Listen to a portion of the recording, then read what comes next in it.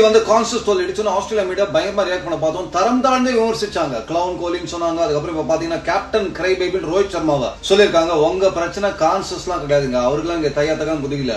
உங்களுக்கு Indian cricket ஒரு பெரிய பவர்ஃபுல்லான போர்டா மாறிடுச்சு. இப்ப ஐசிசியை டாமினேட் பண்றாங்கன்றது. ஏன்னா ஒரு காலத்துல நீங்க வச்சதான சட்டமா இருந்தது ஐசிசில, அது மாறி போச்சுன்றதுனால இப்ப இந்தியன் கிரிக்கெட்டர்ஸ் மேல வன்மத்தை கக்குறீங்க. ஸ்டீவ் ஸ்மித் இந்தியன் கிரௌடு 2019 பூ பண்ணும்போது விராட் கோலி பண்ணாதீங்கன்னாரு. ஆனா ஆஸ்திரேலியன் கிரௌடு விராட் கோலி பூ பண்ணும்போது ஸ்டீவ் ஸ்மித் ஓரமான இது பாக்குறாரு. அமெரிக்க ஜனாதிபதி ரிச்சர்ட் ஜாக்சன் வந்து டெல்லிக்கு வந்தபோது பெருந்தலைவர் காமராஜர் நான் பார்க்கணும்னு சொன்னார். ஆனா காமராஜர் அவரை பார்க்க மறுத்துட்டார். அதற்கு காரணம் என்ன? எங்களோட தமிழக முதலமைச்சர் அறிஞர் அண்ணா வந்து உங்களை பார்க்க விரும்பிய போது நீங்கள் மறுத்து விட்டீர்கள். இன்னொரு தமிழரை பார்க்க மறுத்த உங்களை நாயகியா பார்க்கணும்னு கெத்தா சொன்னாரு.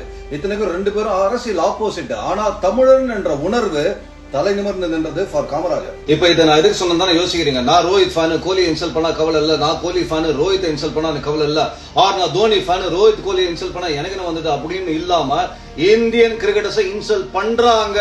நான் ஒரு இந்தியன் கிரிக்கெட் ஃபேன் உணர்வு வந்து நம்ம எல்லாம் யுனைடெடா ஸ்டே பண்ணி நம்ம சப்போர்ட்டை காமிங்க சகோ. அதனால தயவு செஞ்சு ஃபேன்ஸ் பிரிஞ்சு நிக்காதீங்க. நான் என்ன சொல்லுனா, ஹாப்பி நியூ இயர் சகோ. ஹெல்த்தை பார்த்துக்கோங்க, ரொம்ப ரொம்ப இம்பார்ட்டன்ட். ஹெல்த் நல்லா இருந்தா மைண்ட் நல்லா இருக்கும். மைண்ட் நல்லா இருந்தா நிறைய முயற்சிகள் பண்ணலாம். முயற்சிகள் பண்ணீங்கன்னா வாழ்க்கையில நிறைய முன்னேற்றத்தை காணலாம். அப்புறம் சந்தோஷம் தான் மிஞ்சம். ஓகே, ஹாப்பி நியூ இயர் சகோ.